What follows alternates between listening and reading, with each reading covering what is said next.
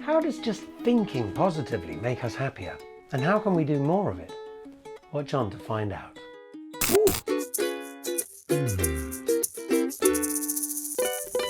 Hi, I'm Charlie Inman from Mindshine. So far, we've helped over 100,000 people around the world train their minds and live happier lives. Today, we're going to be talking about the fifth of our pillars of happiness, positivity. So the first thing to say about this subject is that positivity is not simply burying your head in the sand and saying everything's fine when it's not. If you're experiencing difficult emotions, then painting positivity over the top of them isn't going to help at all. Like we always say, you have to feel it to heal it. So no amount of positive thinking is going to make all your worries simply disappear. That said, positive thinking is a really powerful skill to learn, and it can have a big effect on your day-to-day levels of happiness. In many ways, Helen Keller summed it up nicely when she said, "Keep your face to the sun and you'll never see the shadows."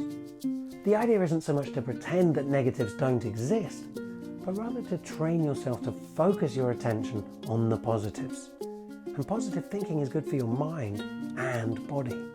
Research has shown that alongside making you happier, it improves your ability to learn, as well as your physical health, including your immune system, and helps you recover quicker from illnesses.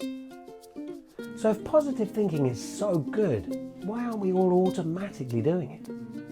Well, it goes back to how our distant ancestors' minds developed in the first place, and to a thing called negativity bias. Imagine living in a world where danger surrounds you. Every day there are decisions to be made that can mean the difference between getting lunch and being lunch. It becomes an evolutionary advantage to be more affected by negative experiences than positive ones, and for that effect to last longer. But what kept great-great-great-great-grandfather Og alive isn't quite as useful nowadays, and it can make it hard to stay looking on the bright side. It's been suggested that we need 3 positive experiences to outweigh every negative one, just to maintain an even keel. Luckily, there's another scientifically proven effect that can help us here, the Tetris Effect. Back in the 90s, scientists studying what happened when people played Tetris repetitively found that the tasks involved became less and less taxing on the brain and more automatic the more they played. And what works for moving little blocks around also works for positivity. The more time we spend looking for things to be positive about, the more we find, and the more positive we get. So what can we do to practice? Gratitude practice is a real no-brainer. If you're not building some of this into your daily routine, you're missing out. Try writing down what you're grateful for in your journal every morning for a couple of minutes. And if you find it hard to come up with stuff, don't worry. Even trying to think of things to be grateful for works out the right bits of your brain. Keep at it and you'll start to find more and more things. We play a little game every dinner time as a family where we all take turns to say 3 happy things that have happened to us that day.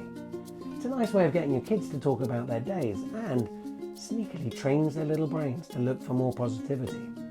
Another nice, easy positivity booster is to pick one person every day and send them a little thank you.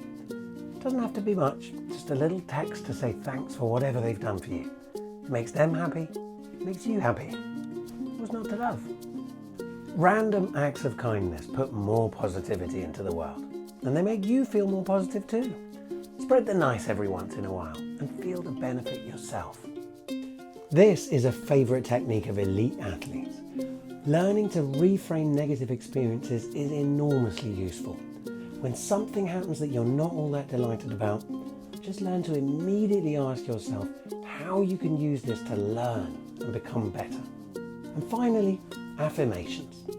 Coming up with a positive affirmation and repeating it to yourself can change negative thought patterns into positive ones.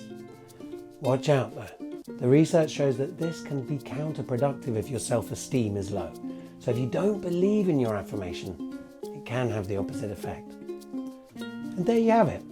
Happiness pillar number 5, positivity. For loads of free exercises to help you work on your positivity and all the other happiness pillars, download the Mindshine app today and start practicing happiness.